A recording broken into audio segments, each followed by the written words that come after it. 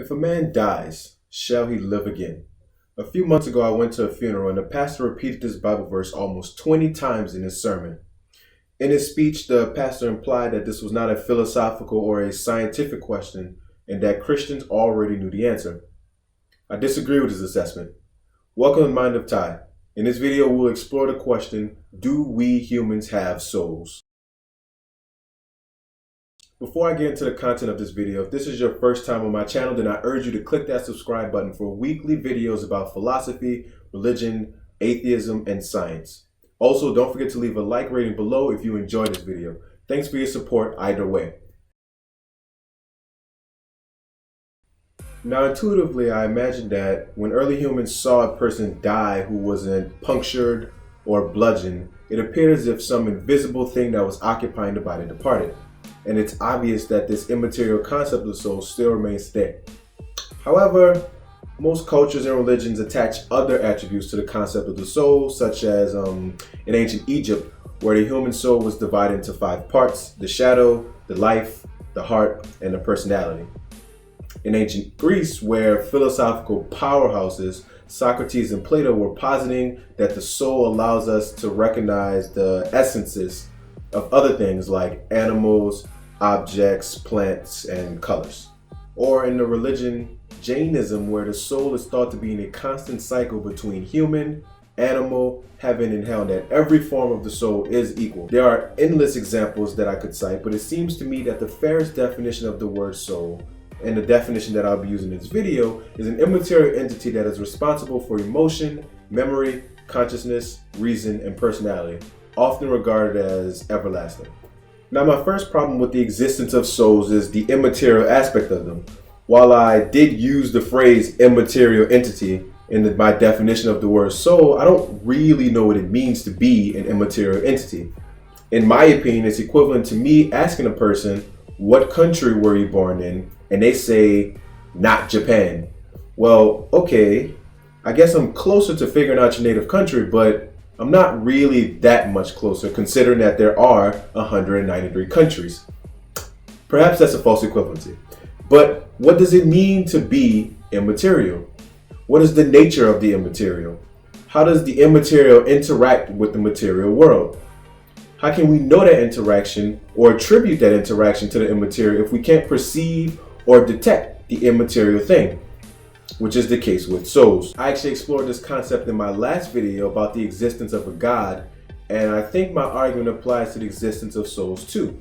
If the qualities of the existence of the soul are the same as the qualities of non-existence, then we have no substantial reason to believe that souls exist. If you're interested in hearing that argument in more detail, then I recommend that you watch my last video titled, Is God's Existence Obvious? One last point that I'd like to mention is that sometimes people take the route of saying the soul does have weight or the soul is material and cite Dr. Duncan McDougall's 21 grams experiment.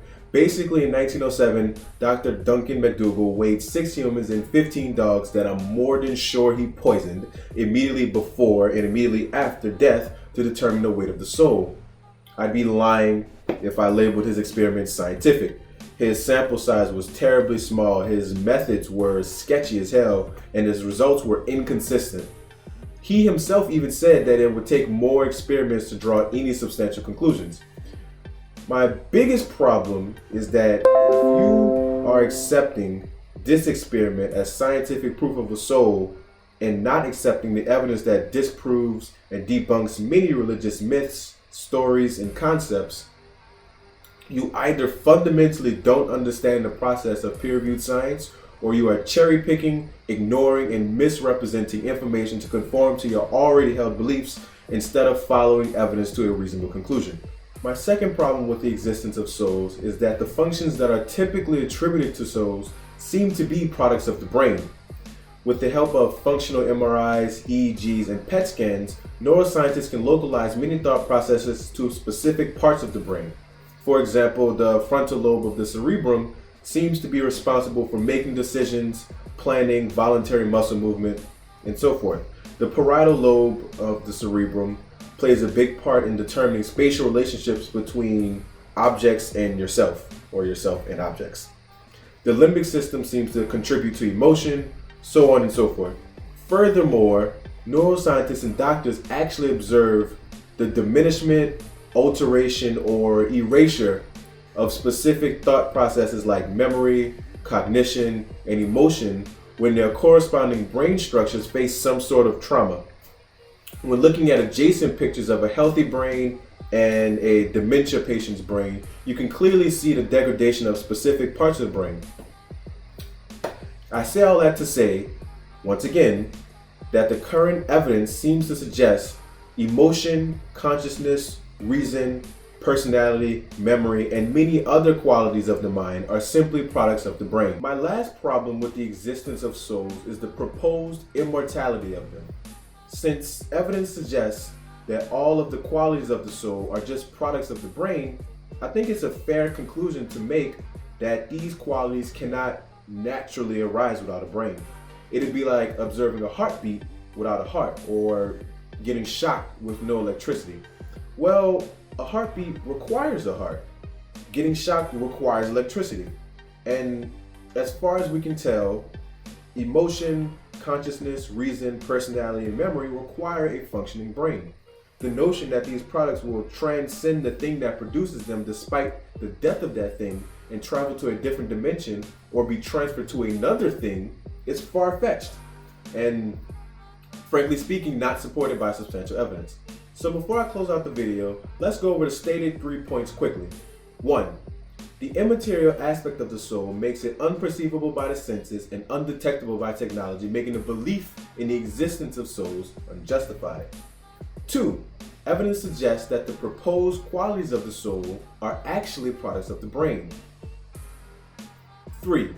Because we have no substantial evidence to suggest that the mind can exist without a functioning brain, the belief that the mind and its qualities will exist after brain function has stopped is also unsupported by evidence. If you're interested in reading more about anything I mentioned in this video, I'll link some of the sources in the description. Also, comment below, why are you convinced or not convinced that souls exist? Thank you for watching. This has been Tyron Stevens reminding you to walk by sight and not by faith.